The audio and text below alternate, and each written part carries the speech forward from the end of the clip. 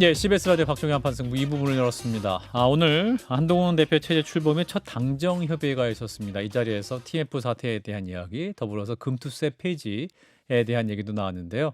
오늘은 국민의힘 박정훈 의원을 모시고 당정 현안 그리고 국회 상황 여쭙겠습니다. 의원님 어서 오십시오. 예, 반갑습니다. 예, 일단 오늘 한동훈 대표가 취임 후 처음으로 당정 협의를 열었는데 어떠셨어요?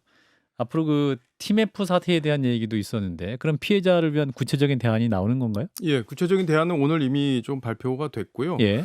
그리고 지금 한동훈 체제에 들어서면서 사실 이 문제가 피해자가 5만 4천 명이나 되다 보니까 이제 피해 기업들도 많고 예. 그러니까 당정이 빠르게 한 몸처럼 움직여서 대응책을 내놨고 이번 주 중에 어쨌든 피해 보신 분들에 대해서 현금 지원 또 금융 지원 이런 것들을 다 하기로 정부하고 오늘 협의를 다 끝냈고요. 예. 아마 피해 보신 분들 일반 소비자들 그러니까 돈을 거기 상품권 사시고 못 받은 그렇죠. 분들도 이번 주 내로는 돈을 피해 금액을 변제받을 수 있게끔 아하. 정부에서 지금 대책을 만들어냈습니다. 김상훈 정책위장이 정점식 정책위 의장을 좀 이렇게 예. 밀어내는 듯한 모양새가 있어서 논란이 좀 있었는데 예. 어쨌든 잘 봉합이 돼서 오늘 피해자들을 위해서 빠른 움직임을 보였다는 면에서 평가할 부분이 있어 보입니다.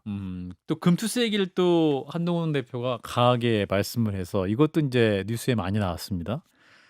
사실은 초당적으로 논의가 필요하다 이런 주장도 있었고 더불어서 공개 토론하자 이런 제안이 있네요. 그러니까 금투세 문제는 우리 청취자 여러분들께서 아시는 분들도 있고 예. 또 금융투자를 하시는 분은 아시는 분들도 있고 금투세가 뭐지 하시는 분들도 계실 텐데 예.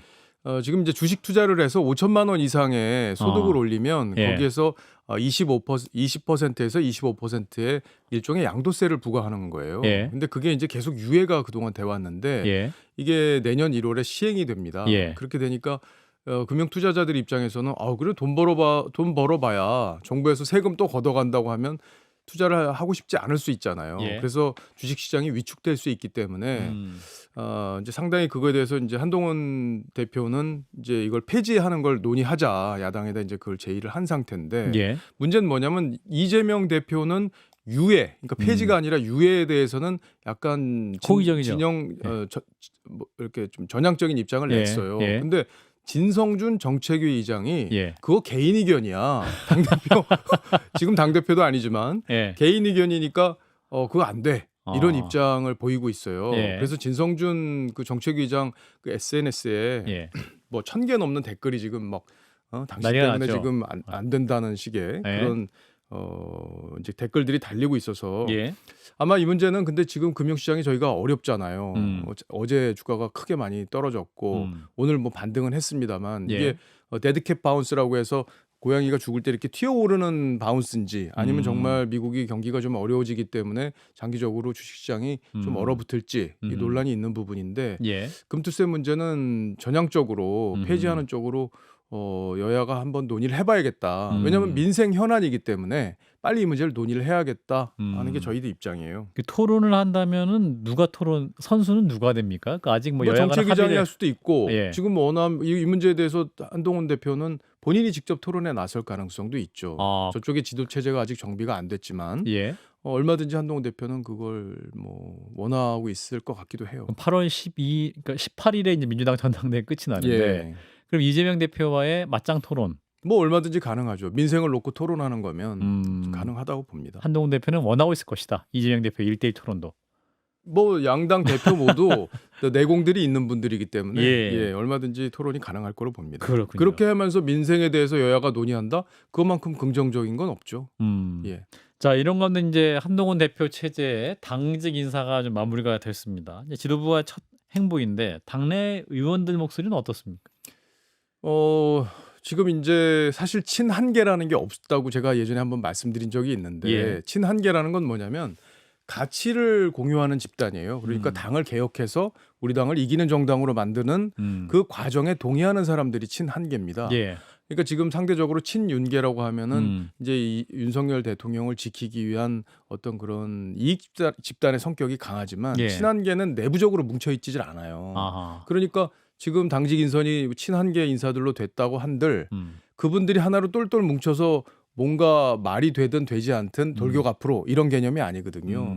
그러니까 일각에서 뭐 너무 한동훈 체제를 1인 체제로 만들어 놓은 거 아니냐 이런 예. 얘기들도 있는데 실제로 보면 그냥 일할 사람들 거기 갔다 이렇게 보시면 될 것 같고요. 예. 내부적으로도 우리가 친한계 모임이라든지 뭐 그런 것들이 없어요. 아. 예, 그러니까 성격이 좀 다르죠. 어제 뭐 친윤계 의원들 한 6분들이 낮에 모여서 이제 반주도 하면서 여러 가지 논의도 하고 아, 한동훈 친윤- 체제에 대해서 비판도 하고 했다고 하던데 아, 그래요. 예, 그런 얘기가 있었어요. 음. 근데 이제 어쨌든 성격이 좀 다르다 이렇게 보시면 될 것 같아요. 아, 그 친한계 의원님들은 그렇게 분류되는 의원님들 따로 만나시거나 그런 그런 식이 게 없어요. 그리고 한동훈 대표도 그런 얘기를 했잖아요. 예. 내가 잘못하는데 그걸 다 옹이하기 위해서 있는 집단 자체가 없다. 그리고 제가 봐도 그래요. 만약에 한동훈 대표가 잘못한다? 예. 그러면 친한계라고 분류되는 의원들도 음. 적극적으로 반대 목소리를 낼 겁니다. 그렇군요. 자, 그런데 이제 한동훈 대표 체제 어떤 지도부 구성을 두고 당직 인선을 두고 박지원 의원 같은 경우는 이제 한동훈 대표가 이준석 전 지도부에게 배워서 구성을 이렇게 한 것이다. 이렇게 해석을 내놓기도 했는데 이건 어떻게 판단하세요? 일종의 반면 교사란 얘기잖아요. 예. 예. 그러니까 이준석 대표가 될 때는 당시에 조수진 최고위원, 정미경 배현진 최고위원, 네. 정미경 최고위원, 김재원 최고위원이 맞아요. 됐어요. 그러니까 예. 이준석 대표가 영향력을 행사할 수 있는 구조가 아니었잖아요. 예. 근데 이번에는 한동훈 대표하고 가까운 분들이 지도부에 많이 들어갔기 때문에 당시의 상황과 이거를 직접적으로 비교해서 뭐 반면 교사로 자기 1인 체제를 구축했다 이렇게 평가할 수는 없을 것 같고요.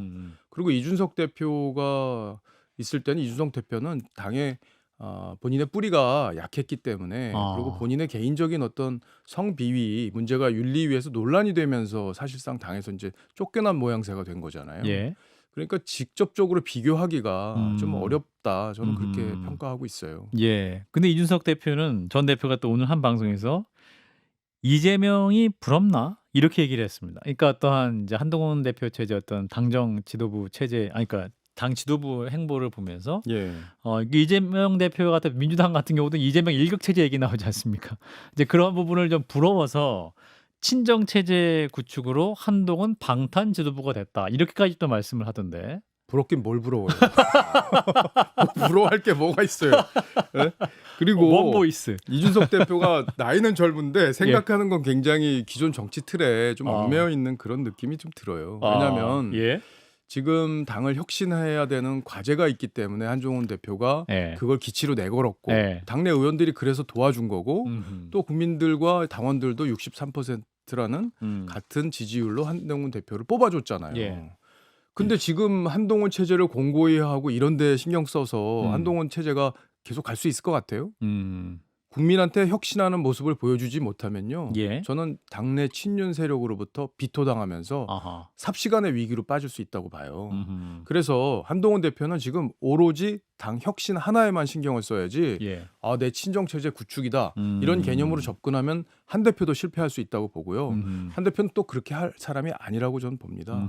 그리고 이제 본인과 가까운 사람들, 본인의 개혁 방향에 대해서 지지하는 사람들을 지도부에 많이 넣었잖아요. 예. 그거는 당 개혁을 위한 것이지 예. 본인이 뭐 방탄할 게 있어요? 특별히 없잖아요. 그거 뭐 한동훈 특검법 야당에서 발의한다고는 하지만 예. 실제로는 그 수사하는 경찰에서 무혐의, 또 수사위에서도 무혐의 처분, 그리고 공수처에서도 무혐의. 다 이미 결론이 난 사항이에요. 그거는 예. 다른 특검 사안들하고 달라요. 그러니까 방탄이란 말을 거기에 갖다 붙이는 것도 맞질 않고 예. 어쨌든 한동훈 대표는 개혁에 실패하면 본인도 실패한다.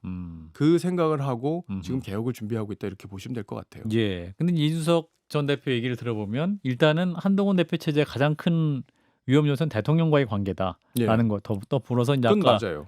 그거 맞으니까 왜냐면 본인이 그 관계에서 실패해서 본인이 이준석 쫓겨난 대표도? 측면도 있잖아요. 예. 그렇군요. 그럼 이제 한동훈 대표와 대통령과의 관계는 큰 문제가 앞으로 없을까요? 근데 이준석 대표 때는 어. 대통령 임기 초고 아하. 또 대통령이 가장 공천에 강할 영향력을 미칠 수 있다고 의원들이 생각하는 상황이고 하니까 대통령의 어떤 생각을 사실상 임기 초에 절대적으로 의원들이 뒷받침하는 상황이었고 지금은 총선이 끝났기 때문에 예. 그리고 대통령이 당에 대한 영향력이 과거와 같진 않다. 2년 전과는 명확히 다른 다르다. 상황이다. 그리고 한동훈 대표가 체제가 들어서는 거를 사실 용산에서 최선을 다해서 막아보려고 한 건데 못 막았잖아요. 이거 구체적으로 또 말씀해 주시네요. 최선을 다해 막았던 거 맞습니까? 저는 그렇게 봅니다. 예. 뭐 용산에서는 뭐 그때 문자 논란도 있었고 예. 또 원희룡 후보가 나올 생각이 없었는데 갑자기 나왔다. 나오게 됐고 음. 나경원 후보가 그걸 뭐라고 평가했어요. 당무 개입이라고 본인이 페이스북에 썼잖아요. 예. 그러니까 용산으로서 어쨌든 최선을 다한 거예요. 제가 볼 때는. 아하. 근데 한동훈 후보가 이길 수 있었던 건 당 개혁을 원하는 이제 당원들과 보수적인 우리 유권자들 그분들이 이제 한동훈 대표를 대표로 만들었기 때문에 한동훈 대표는 아마 그분들만 보고 정치할 겁니다. 그렇군요. 예. 자, 그래서 이제 당 혁신을 말씀하셨는데 의원님 그 이제 이번에 인재영입위원회 상설화 방침도 이제 한동훈 대표가 내비쳤어요.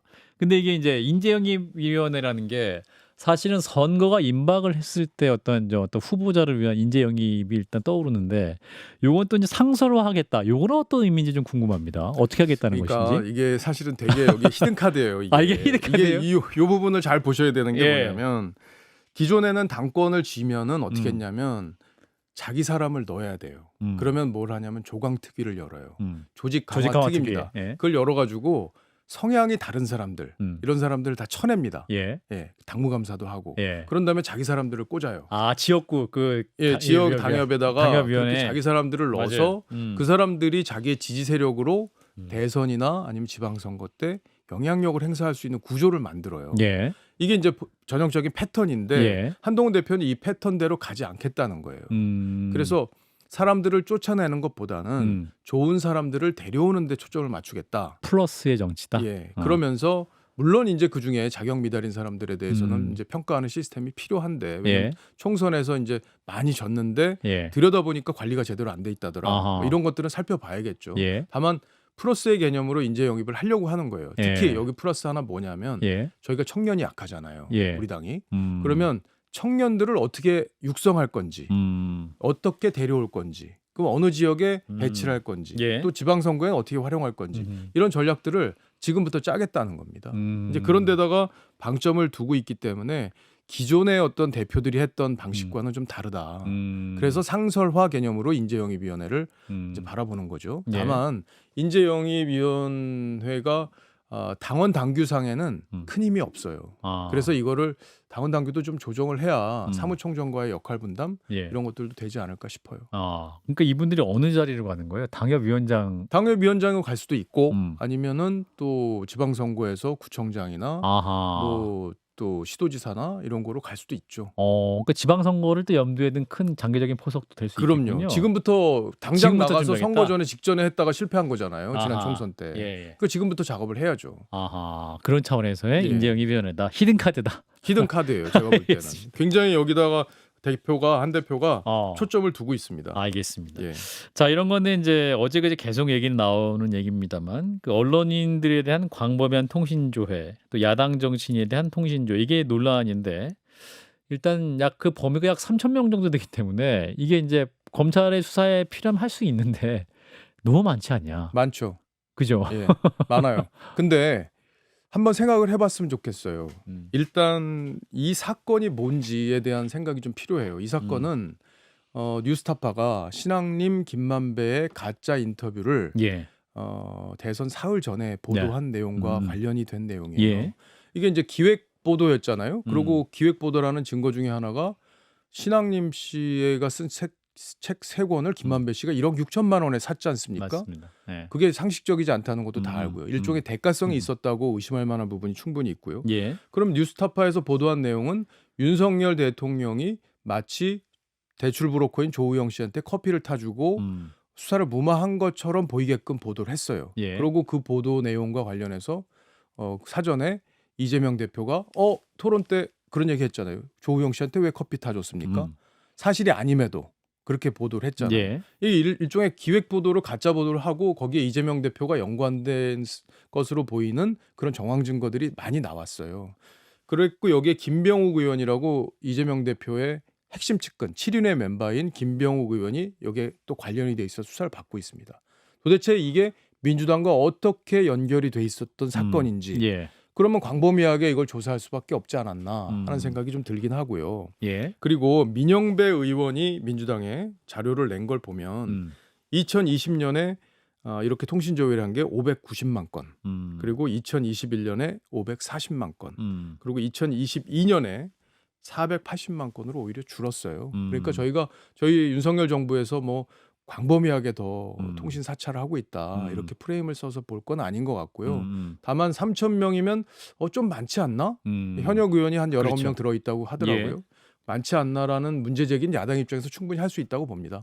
다만 이게 광범위하게 어느 정도까지 연결이 돼 있었는지는 예. 면밀하게 수사할 필요가 있는 사안이라고 보고 있습니다. 예. 이거는 통신 사찰입니까 이런 거? 그러니까 사찰이라고 할 정도의 내용은 저는 아니라고 봐요. 왜냐하면 수사가 필요한데 예. 누구하고 신앙님 김만배가 통화를 했고 또 당시 김병욱 의원이 지휘했던 그 특위가 있어요. 예. 특위 이름이 윤석열 은폐수사 특위예요. 그건 뭐냐면 마치 대장동 사건이 윤석열 검사가 수사를 제대로 안 해서 벌어진 것처럼 프레임을 짜고 예. 그 프레임에 맞는 보도를 신앙님 김만배 인터뷰로 한 거거든요. 그러니까 이제 이거에 대한 진상을 밝히는 과정에서 있었기 때문에 예. 단순한 사찰이다. 사찰이라는 건 뭐냐면 상시적으로 누군가를 들여다보는 거예요. 일종의 빅브라더죠.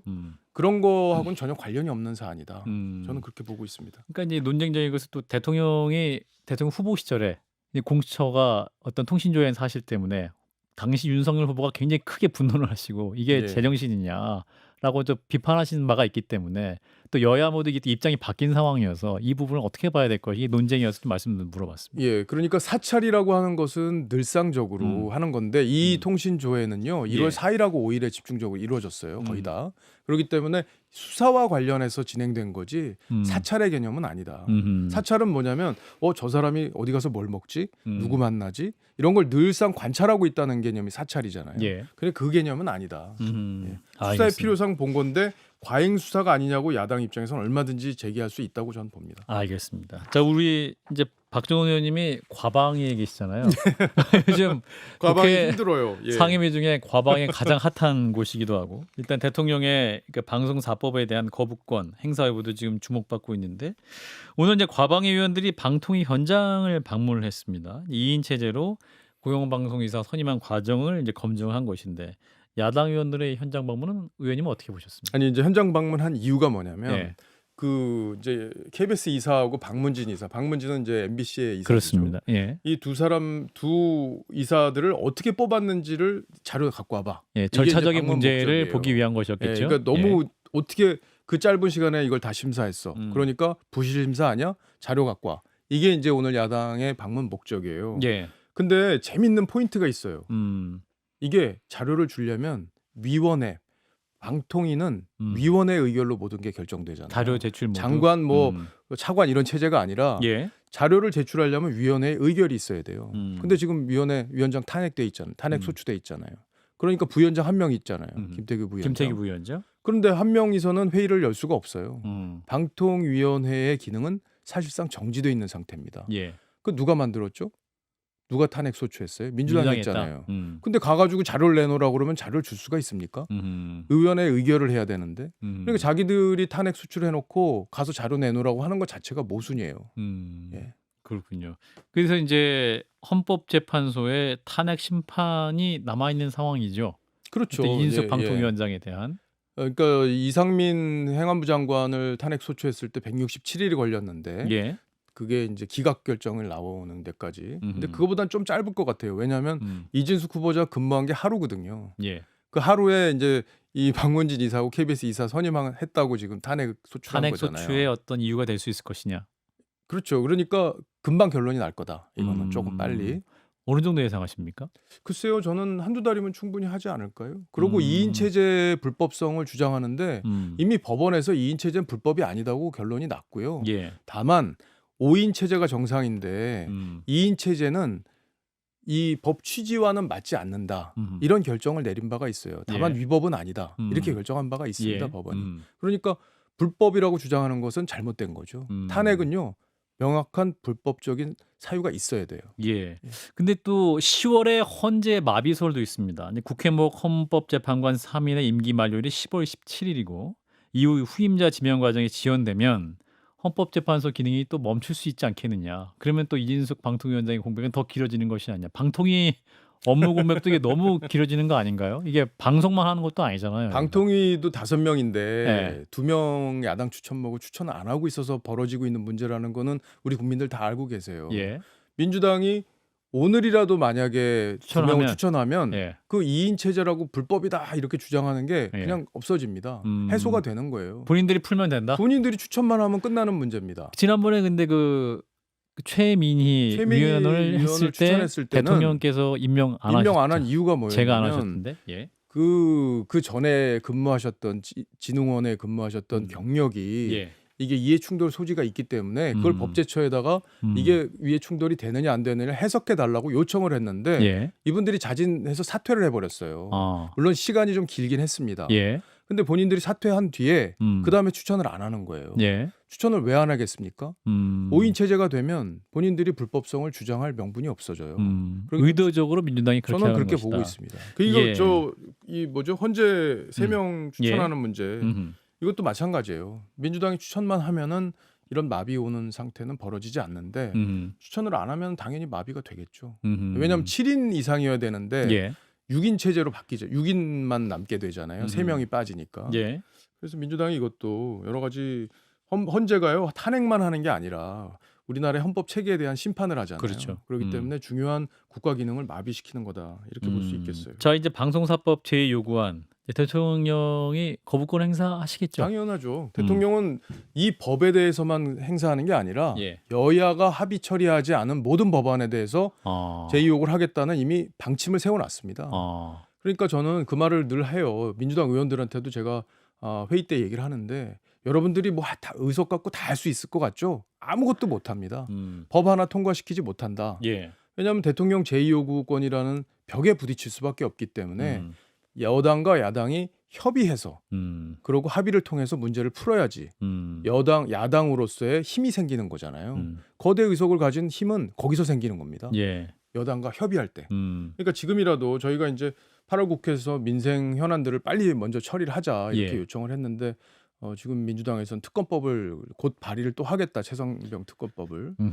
그래서 이분들이 정말 민생에 대해서 처리할 의사가 있는 건지 민생이 진짜 말씀하시기 어려운데 예. 이제 여야 간에 7월 국회가요. 예. 민생 법안을 처리를 못 했어요. 다 쟁점 법안 특검법 또 그 불법 파업 조장법 방송 장악 사법 이런 것만 처리했잖아요. 예. 그러니까 일반 민생 법안들이 다 뒤로 밀려나 있었는데 네. 이재명 대표가 주장하는 먹사니즘이라는 게 과연 뭔가 하는 회의가 듭니다. 그렇다면 정부 여당이 큰 통으로 네. 뭐 큰 품으로 뭔가 좀 합의를 하신다거나 공간을 만들어 주실 수는 없을까요? 합의할 내용이 있으면 합의하죠. 왜냐하면 지금 특검 법안도 그렇고요. 저희 한동훈 대표가 특검 법안 제3자 법안으로 하자고 얘기했잖아요. 근데 그거 부정적으로 얘기했어요, 당에서. 그러면서 법안이나 일단 내고 얘기해, 니들. 이런 지금 입장이잖아요. 예. 근데 자기네들은 또 조국 혁신당 민주당이 추천하는 민변 검사를 특검으로 쓰는 법안을 또 내려고 하고 있는 예. 거고요. 나머지 법안들도 도저히 받아들일 수가 없는 법안들이에요. 이 방송사법 같은 경우 이제 대통령이 거부권을 행사를 하고 근데 국회 재의결도 안 될 가능성이 높기 때문에 예. 그러면 또 다른 안으로 여야 간에 협의를 할 수는 없을까요? 또 다른 안이라는 거는요. 그러니까, 지금 민주당의 관심은 MBC 안 뺏기겠다 이거예요. MBC가 민주당 거는 아니잖아요. 근데 지금 현재 민주당이 유리한 방송을 하고 있지 않습니까? 아 그런가요? 예. 예. 대선 아까 조금 전에 얘기했던 그 김만배 신앙님의 그 보도를요. 뉴스데스크에서 이 뉴스타파의 보도를 확인도 하지 않고 7곡지를 보도했어요. 그 당시에 그 대선 즈음에. 이틀 전에. 예. 근데 어떻게 공정하다고 할 수가 있습니까? 공정하다고 할 수가 없죠. 예. 저는 저희 당도 마찬가지고 저도 그렇고 예. MBC가 그냥 공정하게만 했으면 좋겠다라는 거예요. 저희한테 유리하게 방송해달라 이런 거 아닙니다. 예. 예. 근데 늘 민주당에게 유리한 방송을 하고 있기 때문에 공영방송으로서 그렇게 하면 안 된다. 이런 취지로 그 자리로 돌려놓으려고 지금 이준숙 후보자를 임명을 해서 이 일을 진행을 하고 있는 거거든요. 예. 근데 민주당은 그걸 막기 위해서 방송사법을 발의를 한 거잖아요. 지배구조를 아예 그냥 그 언론 노조가 장악할 수 있는 구조를 만들기 위해서 하는 거기 때문에 그걸 동의해 줄 수가 없잖아요. 예, 일단은 협의 협상 여전히 현재까지 없어 보인다. 없습니다. 그거. 예, 알겠습니다. 일단 오늘 말씀 여기까지 듣도록 하겠습니다. 박종훈 국민의힘 의원이었습니다. 고맙습니다. 고맙습니다.